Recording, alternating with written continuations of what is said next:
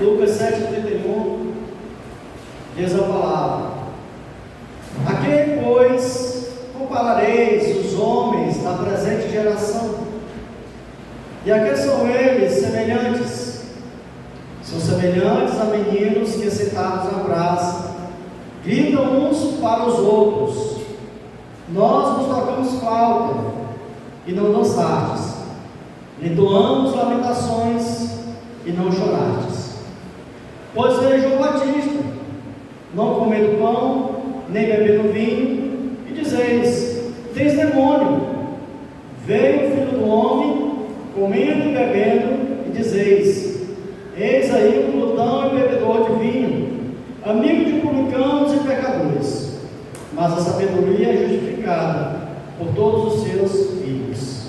Amém. Meus irmãos, o coração humano, escravizado pelo pecado, ele sempre encontra desculpas para rejeitar a revelação de Deus. Por outro lado, aqueles que são alcançados pela graça do Senhor, pela graça soberana do nosso Deus, eles reconhecem a sabedoria de Deus e recebem Cristo como o Senhor e Salvador da sua vida. Esse texto que nós acabamos de ler, Jesus, depois da rejeição, de falar da rejeição de João Batista pelas pessoas, ele fala e ele faz um questionamento, ele diz: a quem será comparado a essa presente geração? E aí ele faz uma comparação com crianças brincando nas praças, ou na praça da cidade, porque era de costume naquela época, as pessoas tinham uma vida mais camponesa, e quando as pessoas adultas iam, as famílias, para a cidade fazer compra, levavam as crianças, e enquanto os adultos estavam ali nas feiras, fazendo suas compras, ou comercializando, vendendo também, as crianças aproveitavam para brincar. E aí umas brincadeiras que eram mais usadas eram brincadeiras exatamente que sintetizava a vida diária, das festas, do povo, ou do momento, do cotidiano ali. E aqui a imagem de crianças usando dois momentos das festas que era celebrada entre o povo de Israel, porque nós sabemos que o povo tinha 3 festas oficiais, mas tinha outras festas. E aí o momento de festa era um momento de celebração, era um momento de alegria, era um momento de cânticos, mas também havia os momentos de funeral, havia os momentos fúnebres, em que no momento fúnebre havia choro, havia pranto. Então as crianças brincavam, diziam: vamos brincar das festas. Aí ia lá o organizador dizia que estava tocando flauta, os outros não acompanhavam, não dançavam, não batiam palmas, não correspondiam ao que era feito. E aí ele dizia: então vamos fazer o seguinte, vamos brincar de funeral, que é um momento fúnebre aqui. E as pessoas também, os outros que estavam lá, que estavam comandados por ele, não choravam, não lamentavam, não estavam sincronizados com o enredo da brincadeira. Então Jesus ele pega essa imagem, dessa brincadeira, ele se utiliza dessa imagem para descrever uma geração espiritualmente endurecida. E aí ele vai dizer: a que nós comparareis os homens dessa geração? Ele faz uma pergunta, e aí ele mesmo responde, prossegue com a pergunta: e a quem são semelhantes? Aí ele responde: são semelhantes a meninos que, sentados na praça, gritam uns para os outros: nós nos tocamos flautas e não dançastes, entoamos lamentações e não chorastes. Está dizendo: o menino passou um momento e agora eles estão lá discutindo. Vocês não querem brincar não, porque a gente tocou flauta, vocês não dançaram, nós entoamos lamentações, vocês também não choraram, não prantearam. A questão de Jesus, irmãos, não é simplesmente de que aquela geração era difícil.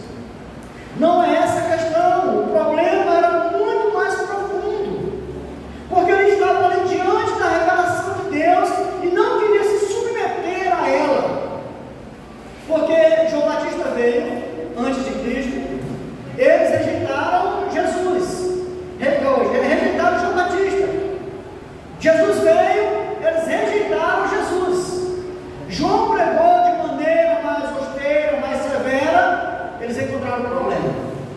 esse aí tem demônio.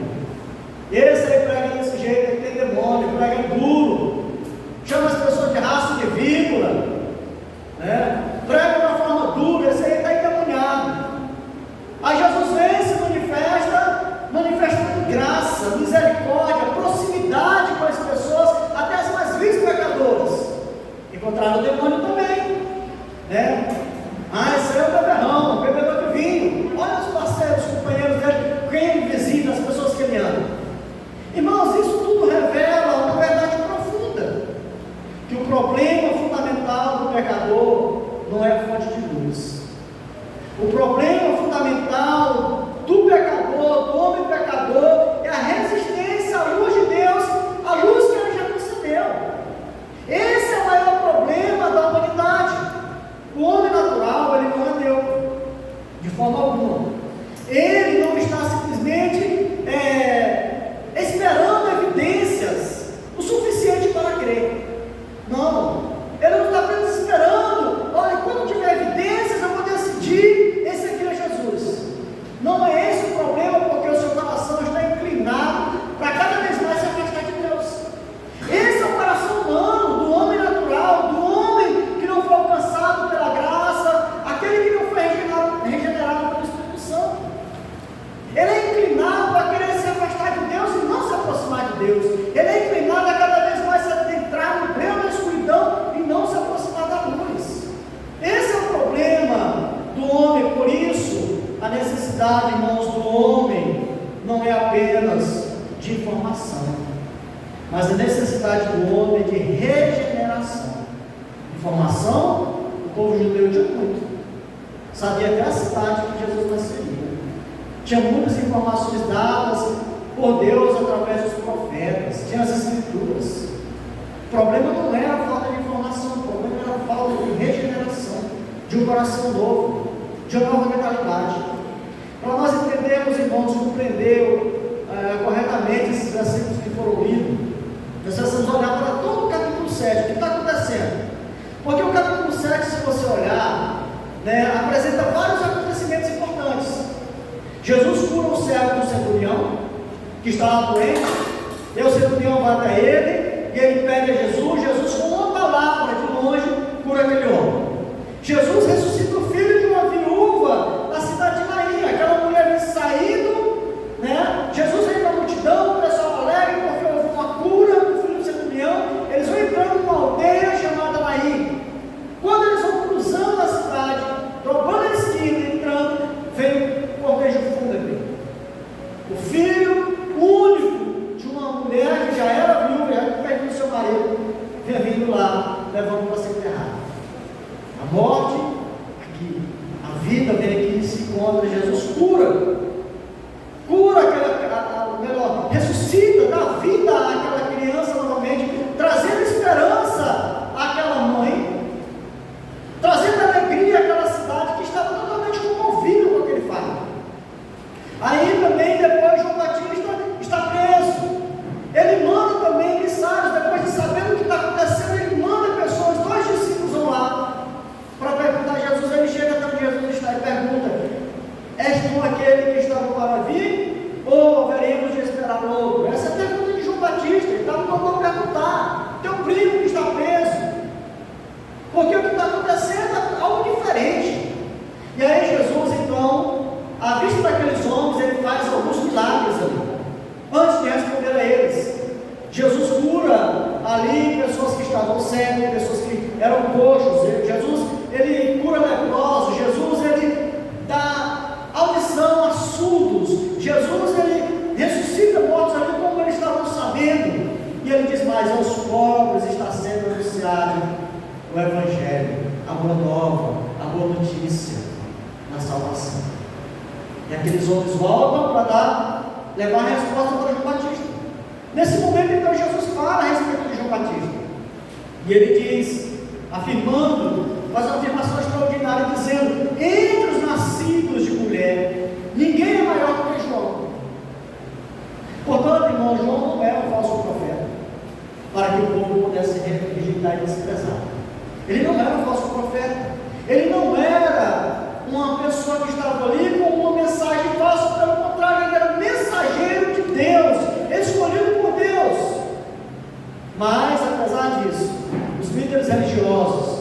rejeitaram a mensagem. E o versículo 30 diz: mas os fariseus e os intérpretes da lei rejeitaram quanto a si mesmos o desígnio de Deus, e não tendo sido batizados por ele. Agora nós chegamos no versículo 31 ao 35, que é o que nós lemos. Jesus está explicando por que aquela geração rejeitou tanto João quanto ele próprio. Ele olha e diz: por que eu vou comparar essa geração? Aqueles são semelhantes, porque a evidência está sendo vista, eles estão vendo, eles estão ouvindo, e mesmo assim eles desprezaram João Batista, chamando de demônio. Estão me desprezando, dizendo que eu sou um fulano e eu não. De que eu vou comparar essa geração? E aí ele lembra do cenário das crianças brincando na praça e faz essa comparação e traz para nós algumas verdades, irmãos, que nós precisamos aprender. Primeiro, o pecador sempre encontra uma desculpa. Sempre ele encontra uma desculpa. A quem, pois, compararei os homens dessa geração? Observe a expressão, irmãos, desta geração.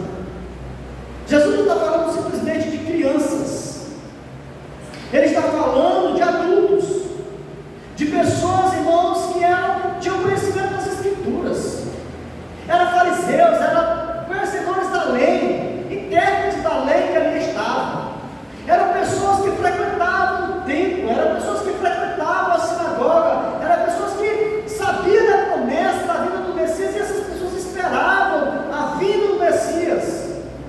E ali está o Messias diante deles. Está ali. Foi apresentado por João naquele dia que Jesus foi para ser batizado. João aponta para ele e diz: eis o Cordeiro de Deus que tira o pecado do mundo. Ele é apresentado por João. Ele é apresentado pelo poder de Deus, pelos milagres realizados, pelas curas aos enfermos, pela ressurreição de mortos, pelo evangelho pregado de uma forma que nunca eles haviam ouvido. Está ali, o Messias diante deles, mas eles não receberam. João escreve no capítulo 1, versículo 11: veio para os seus e os seus não o receberam. Jesus, irmãos, compara aquela geração, aqueles homens com crianças sentadas na praça, brincando, a brincadeira, né? Algumas crianças dizendo: nós cantamos salmo, vocês não cansaram. Nós cantamos lamentações, vocês não choraram. Em outras palavras, nós fizemos de tudo para brincar. Vocês que não querem brincar, vocês que não estão nem aí com a brincadeira, vocês não respondem. É a mesma coisa que Deus está dizendo: olha, eu manifestei a minha vontade de várias formas, vocês não querem receber. Tem sempre a desculpa. Eu mandei profetas, vocês mataram, vocês prenderam, encarceraram. Enviei João Batista, o homem que em Cristo estava, nós estamos dizendo, dos nascidos de mulher não teve nenhum como ele. Levou a palavra, vocês não recebem, dizem que tem demônio, não aceitam como palavra de Deus. Eu mandei meu filho, vocês estão desprezando, rejeitando. O que mais que eu poderia fazer? Porque o melhor que eu tinha, a melhor revelação foi dada a vocês. Irmãos, Jesus está descrevendo a geração que nunca está satisfeita, uma geração que sempre tem uma desculpa para não crer no Evangelho. Não importa como Deus se manifesta, sempre há uma razão para rejeitar, sempre há uma desculpa. É isso que a palavra está ensinando, e isso continua, irmãos, até hoje. Continua até hoje. Porque quando Deus confronta o pecador, as pessoas dizem: a pregação é dura demais. A gente viu aí o que está acontecendo nas redes sociais. A cantora foi lá, gravou um hino falando que o Evangelho tem sido deixado de lado, que está sendo pregado é o Evangelho da prosperidade. E aí aqueles defensores desse Evangelho estão macetando a menina, estão criticando. E aí, se acontece até hoje. Os tempos mudaram, os trabalhos mudaram mais, o coração endurecido do ser humano continua o mesmo, seja daqueles que estão lá fora, seja de muitos que estão dentro da igreja. O coração endurecido.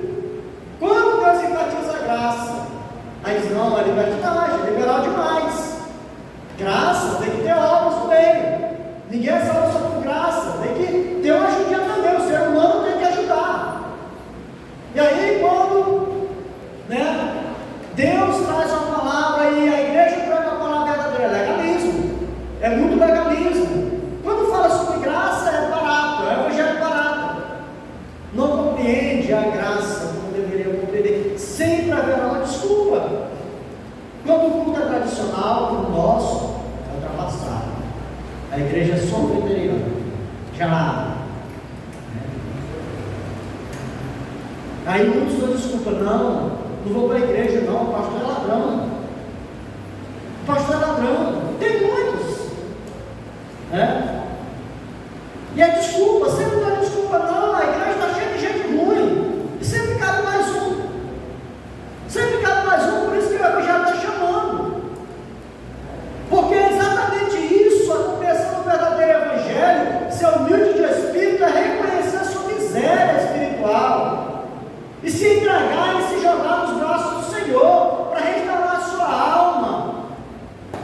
Muitos dizem, não para a igreja não, mas só tem gente safada, é fofoqueiro, né? Gente enrolada, é pecador de todo jeito. A igreja está cheia de gente assim para ser transformada, irmãos. E Jesus só eu vim buscar gente perdida, gente que não presta, porque quem se acha bom, quem se acha perfeito, não vai sentir necessidade de mim não. Não vai achar nenhuma necessidade de se entregar ao verdadeiro evangelho e dizer eu quero mudar, eu quero transformação. Então o coração incrédulo sempre pode produzir uma justificativa. Sempre. Porque muitas vezes a questão não é qual é a verdade. Não. A questão é como posso evitar de submeter a essa verdade. É esse o raciocínio de muita gente. Irmãos, há uma doutrina na parte da doutrina reformada que é a depravação total, que é um dos 5 pontos da doutrina calvinista, que diz que o homem é totalmente depravado. Isso significa, não significa que o homem, o ser humano, ele é tão mal como poderia ser, mas significa que o pecado alcançou todas as áreas do ser humano, todas, intelecto, vontade, emoção, desejo, consciência, relacionamento, tudo foi alcançado pelo pecado e de certa forma estragado. O homem perdeu a comunhão original com Deus, é isso que ensina a doutrina da depravação total. Ele perdeu a comunhão original com Deus e ficou espiritualmente corrompido. O homem natural, ele continua capaz de realizar algumas coisas socialmente boas, amar a família. O homem natural é capaz disso. Isso é inegável. Trabalhar, ser honesto, né? Demonstrar virtude, ser generoso. O homem natural, ele tem capacidade para isso. Mas, irmãos, em sua condição natural, ele não possui em si mesmo capacidade espiritual de se reconciliar com Deus. Por mais que ele seja bom, por mais que ele seja uma pessoa honesta, por mais que aos olhos humanos, nessa cosmovisão humana, na ótica humana, seja uma pessoa boa no meio da sociedade, ele não tem condição de se justificar diante de Deus, de se reconciliar com Deus pelos seus meios, pelos seus métodos, porque ele é. É por isso que a Escritura afirma que nós estamos mortos em nossos delitos e pecados. Não é apenas doente, não é apenas ferido, é mortos. Mortos espiritualmente, o outro precisa de vida, e Jesus é a fonte da vida. E o homem procura sempre desculpa para não se aproximar, para não querer a luz e a vida. A segunda verdade, irmãos, desse texto nos fala, nos diz que Deus ele fala de diferentes maneiras, mas o homem pode rejeitar. Versículo 33, Jesus ele agora apresenta 2 exemplos. Ele apresenta o exemplo de João Batista e do próprio dele. E ele diz: olha, veio João Batista, não comendo pão nem bebendo vinho. João tinha uma vida rigorosa, né? Era afastado mais do meio da sociedade, se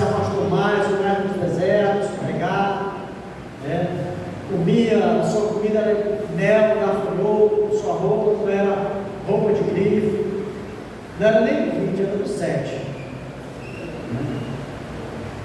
E aí, a sua mensagem era uma mensagem de arrependimento, era chamando o povo ao arrependimento, confrontado com o pecado.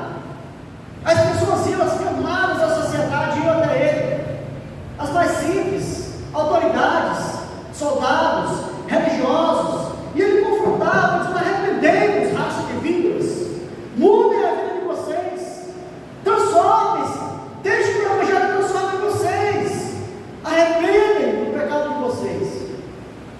Chamava as pessoas à preparação para a chegada do Messias.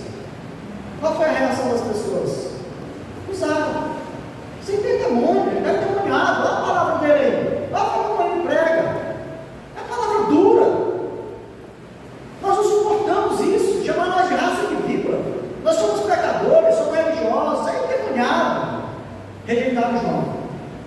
E aí Jesus diz: mas é Jesus, eu vim, Filho do homem, Filho de Deus, Criador.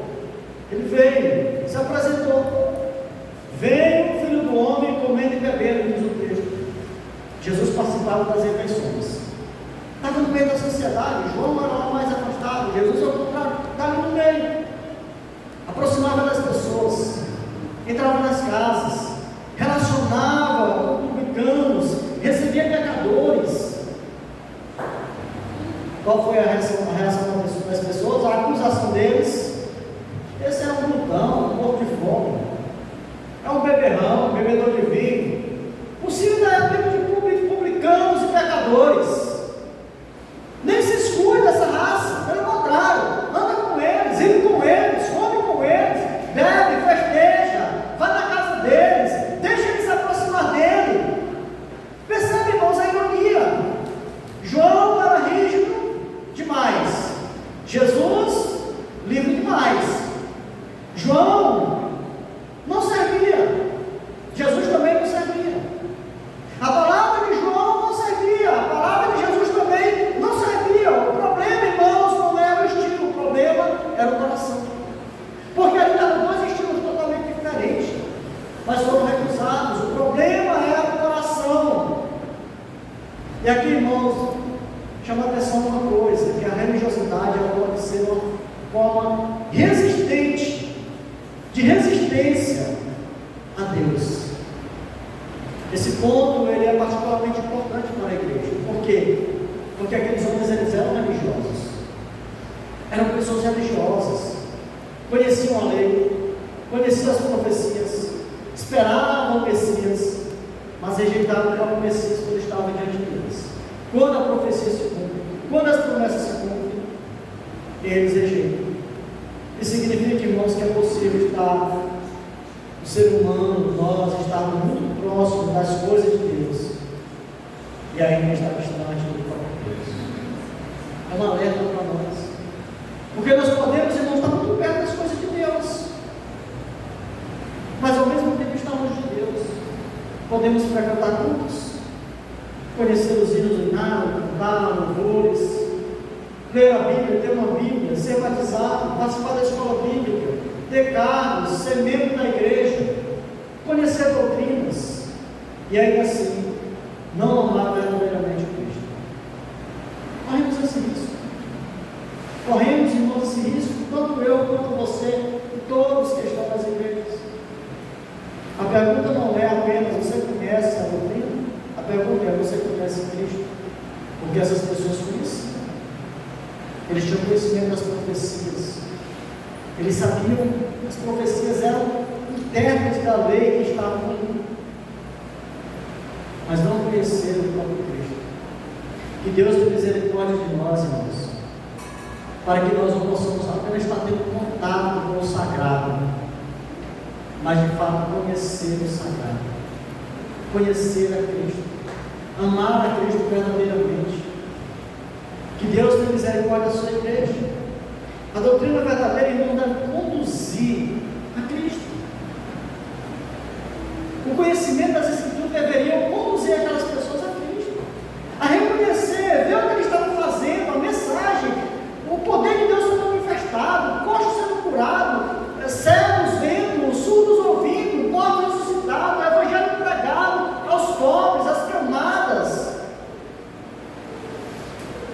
tanto o conhecimento doutrinário deles não os aproximaram de Cristo.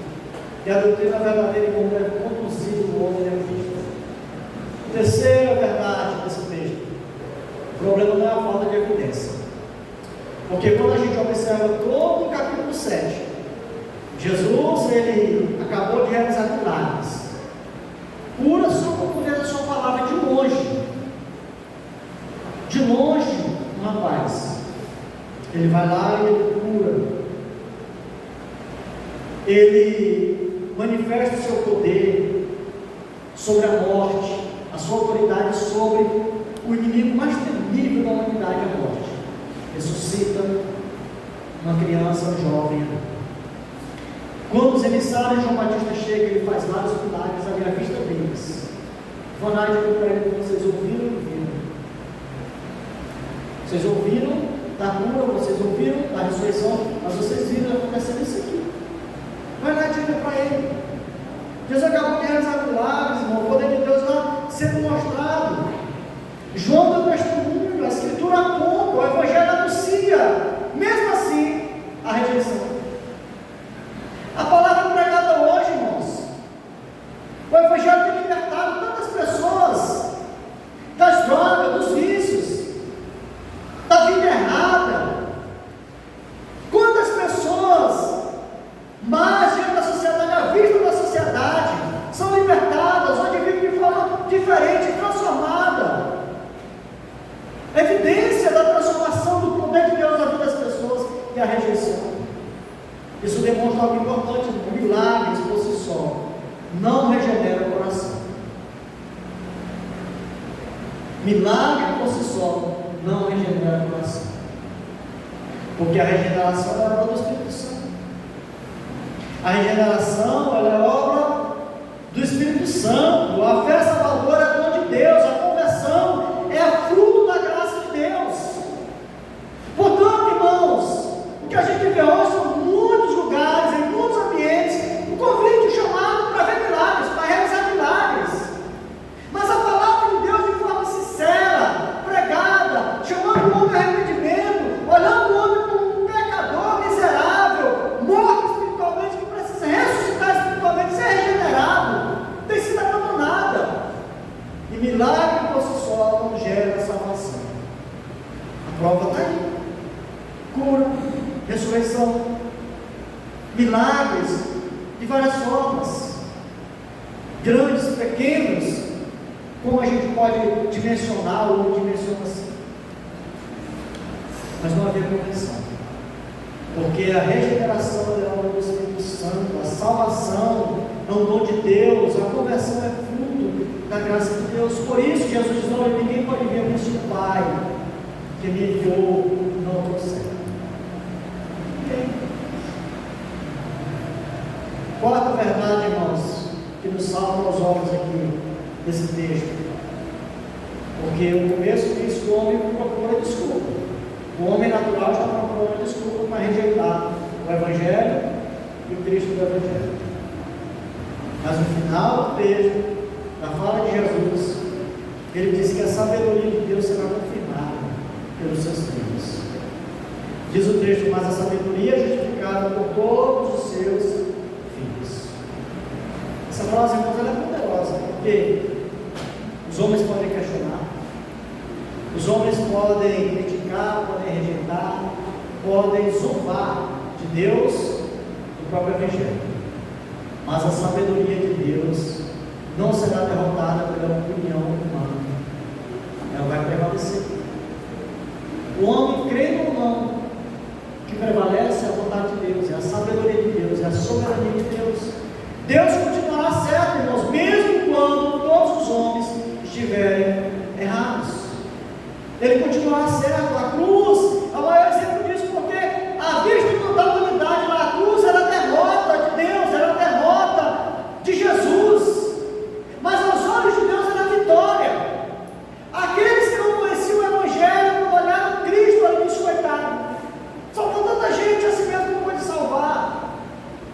Mas aos olhos soberanos de Deus, é cumprida, a salvação é chegada. O próprio Jesus diz: está consumado, porque ali a cruz era escândalo para o judeu. porque ele está dizendo, ele pregou, ele falou tanto, dizia até que era Deus, mas está morrendo. Mas para Deus era o poder sendo manifestado, era a salvação sendo realizada, sendo alcançada. Então, irmãos, Deus continua certo, mesmo quando todos os homens estiverem errados, e a cruz é prova disso. A soberania divina, irmãos, na soberania divina, Deus estava cumprindo o plano da salvação da cruz. Atos 2, quando a gente lê, lá o escritor Lucas, ele vai dizer, no discurso ali de Pedro, e ele vai dizer que Jesus, ele foi morto não porque os homens entregaram, mas porque o próprio Pai o entregou. Ele foi morto por determinação e desígnio e presciência de Deus. Portanto, a cruz ela não foi um acidente. A cruz, irmãos, ela não foi um improviso. A cruz, irmãos, ela não foi uma derrota inesperada, não. Foi o centro do plano de Deus na salvação sendo realizada. Porque todo o Evangelho, toda a Escritura, desde Gênesis até a chegada de Jesus, apontava para ele. E a vida de Cristo tinha essa temática, sua morte na cruz, para a salvação do homem pecador, para a nossa salvação. Seus filhos, diz aqui, irmãos, a sabedoria será conhecida por seus filhos, o povo que reconhece a sabedoria de Deus. Quem são os filhos da sabedoria? São aqueles que, pela graça, eles reconhecem que Jesus é o único caminho. Eles reconhecem que os caminhos do Senhor são caminhos verdadeiros. Por um lado, tem aqueles que rejeitam, mesmo diante de muitas evidências, rejeitam o Evangelho, não desculpa. Esse aí tem demônio, esse aqui é beberrão, esse aqui é amigo de publicanos, de pecadores. Mesmo vendo milagres acontecendo, as evidências, mas aqueles que são filhos de Deus, irmãos, são aqueles que reconhecem Jesus como Salvador, aqueles que foram alcançados pelo Espírito Santo, regenerados, e eles reconhecem que sou um pecador miserável, ai de mim, homem pecador que sou, e preciso da graça e da misericórdia de Deus, porque senão eu estou perdido, eu vou para o inferno. O homem, o Filho de Deus aqui, é aquele que diz a minha justiça não é suficiente, eu preciso de Cristo. Deus está certo o tempo todo e eu errado. O Filho de Deus aqui é quem diz a minha esperança está na cruz, a minha salvação está na graça. Essa, irmãos, é a postura do verdadeiro cristão. Não é de rejeição, não é de desprezo. Eu quero, irmãos, fazer aqui algumas breves aplicações para a gente finalizar essa mensagem. Primeiro, não use desculpa para resistir ao Evangelho. Seja para crer quem não creu, seja para obedecer quem já creu. Não use desculpa para rejeitar o Evangelho. Não, talvez alguém diga, eu não estou pronto. Eu estou pronto, de fato ninguém está pronto. Jesus nos chama para ser aprontado, preparado. Quando será isso? Quando você vai estar pronto? Se for olhar para a perspectiva humana, nunca. Talvez a gente tenha muita dúvida em relação ao Evangelho. Será que é de fato o Evangelho? Será que a Bíblia é verdadeira? Deixe Cristo tirar suas dúvidas. Estude a palavra de Deus. Muita gente fala, preciso me organizar primeiro, organizar minha vida primeiro. O negócio de Jesus é do jeito desorganizado. O negócio de Jesus é do jeito que não presta mesmo. Para endireitar, para organizar, para colocar nos eixos. Entrega a vida para Jesus. Traga seu caminho a Ele. Confia nele, o mais que Ele fará. O Evangelho está dizendo, olha, vem a mim, vinde a mim. Segundo, irmãos, não confunda pecado com personalidade. Porque às vezes tem muita gente que diz, eu sou assim mesmo. Esse é o meu jeito, eu não consigo mudar. Mas o Evangelho nos confronta exatamente essa postura. Porque Cristo, Ele não veio apenas para melhorar a personalidade, não. Ele veio para reconciliar com Deus. O Evangelho ele não oferece a maquiagem espiritual, não. Ele oferece nova vida. Nós somos chamados para ser nova criatura. moldado, padronizado na Escritura. Se eu era uma pessoa ignorante, eu tenho que ser uma pessoa mais dócil agora. Se eu era uma pessoa fechada, eu tenho que me abrir para as pessoas. Se eu for uma pessoa que não consigo perdoar, o Evangelho me convida a perdoar. Porque o Evangelho não é apenas fazer uma maquiagem, é transformação, é fazer de nós nova criatura. Se alguém está em Cristo, nova criatura é. As coisas velhas, esse estilo de vida, essa personalidade tem que ser deixada para trás. Nós temos que ser moldados pelo Evangelho. Terceira aplicação, irmãos, não julgue algo de Deus pelo seu gosto pessoal. Isso é um perigo também. Há tantas igrejas, e às vezes a gente até critica. Tem muita coisa errada, mas tem muita coisa boa fora do nosso eixo reformado, presbiteriano. Tem muita coisa boa. Não julgue pelo seu gosto pessoal. João tinha um estilo, Jesus tinha outro. A fidelidade, irmãos, ela não pode ser medida pela mente, né? E pelas nossas preferências. Não. Precisamos perguntar: a palavra está sendo pregada de forma honesta? Se está sendo pregada de forma honesta, né? Se Cristo está sendo exaltado, se o pecado está sendo confrontado, se a graça está sendo anunciada, glória a Deus por isso.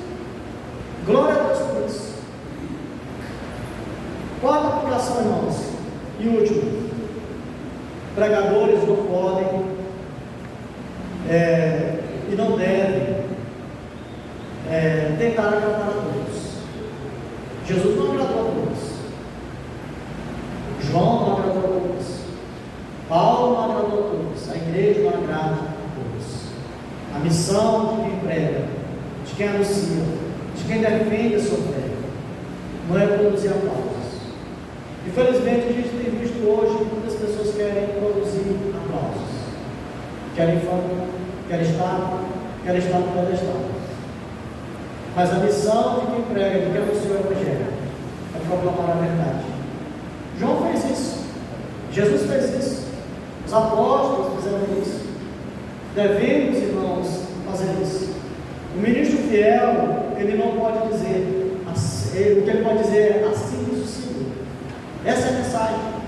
Essa é a mensagem dos verdadeiros profetas. Assim diz o Senhor. Essa é a palavra do Senhor que veio a mim. Mesmo quando essas palavras, elas encontram confronto, quando elas encontram a indiferença das pessoas, não pode ser mudada para agradar a alguém.